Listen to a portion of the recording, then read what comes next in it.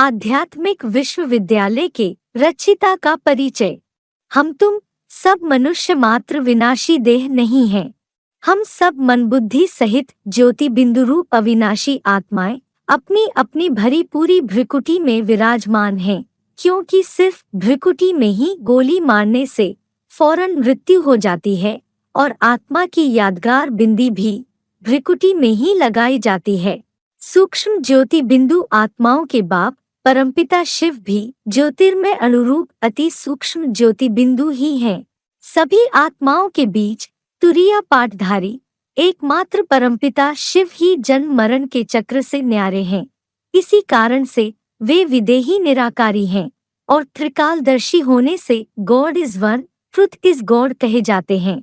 वही सत्यम शिवम सुंदरम सृष्टि के आदि सतयुग के स्वर्गीय सत्य सनातन धर्म वाले अविनाशी धर्मखंड भारत में दैवी राज्य की स्थापना और कलयुगी अनेकों विनाशी धर्मखंडों या झूठ खंडों के विनाशी सर्वधर्मों का परित्याग करा देते हैं। इन दोनों स्थापना विनाश के महान कार्यों की संपन्नता के लिए निराकार गॉडफादर शिव मनुष्य सृष्टि वृक्ष के सारे ही धर्मों में परम प्रसिद्ध बीजरूप आदिपिता आदिदेव शंकर आदम अर्जुन एडम या जैनियों के आदिनाथ नामक शरीर रूपी रथ में गीता के प्रवेष्टुन शब्दानुसार प्रवेश करते हैं और उनके द्वारा अन्य देहधारी धर्म पिताओं की तरह ओली सच्चा गीता ज्ञान सुनाते तो हैं, परंतु कोई धर्म शास्त्र लिखते नहीं।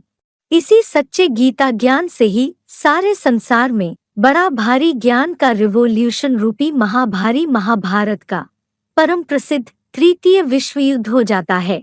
यह युद्ध कोई 16 कला संपूर्ण देवता कृष्ण, जो आज भी यादगार मंदिरों में बच्चा बुद्धि के रूप में पूजा जाता है, उसके जानकारी से नहीं होता।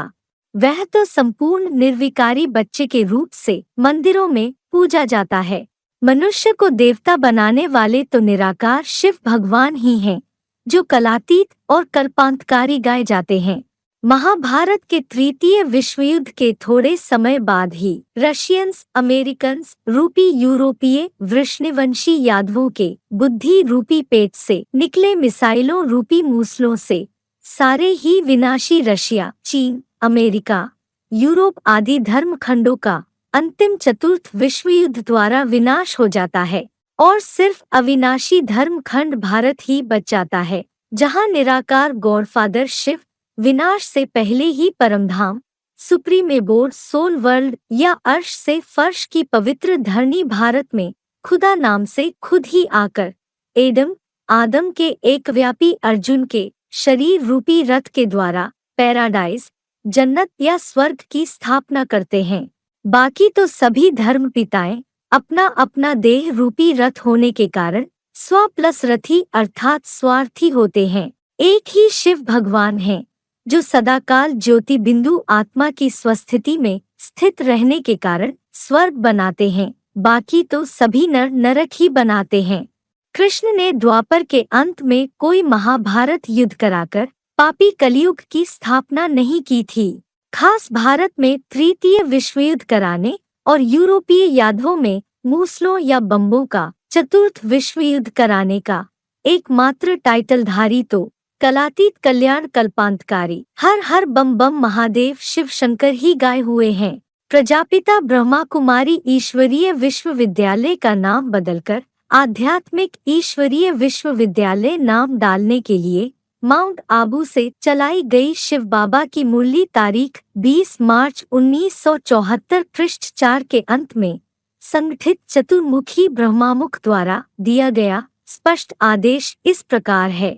गॉडफादर को स्पिरिचुअल नॉलेजफुल कहा जाता है, तो तुम स्पिरिचुअल यूनिवर्सिटी नाम लिखेंगे, इसमें कोई एतराज नहीं उठावेंगे। फिर बोर्ड में भी वह प्रजापिता ब्रह्मा कुमार कुमारी अक्षर हटाकर यह स्पिरिचुअल यूनिवर्सिटी लिख देंगे। ट्राई करके देखो, लिखो गॉडफादरली स्पिरिचुअल यूनिवर्सिटी। इनकी एम ऑब्जेक्ट यह है, दिन प्रतिदिन तुम्हारे म्यूजियम चित्रों आदि में भी चेंज होती जाएगी। फिर सब सेंटर्स पर लिखना पड़ेगा गॉडफादरली स्पिरिचुअल यूनिवर्सिटी। ओम शांति।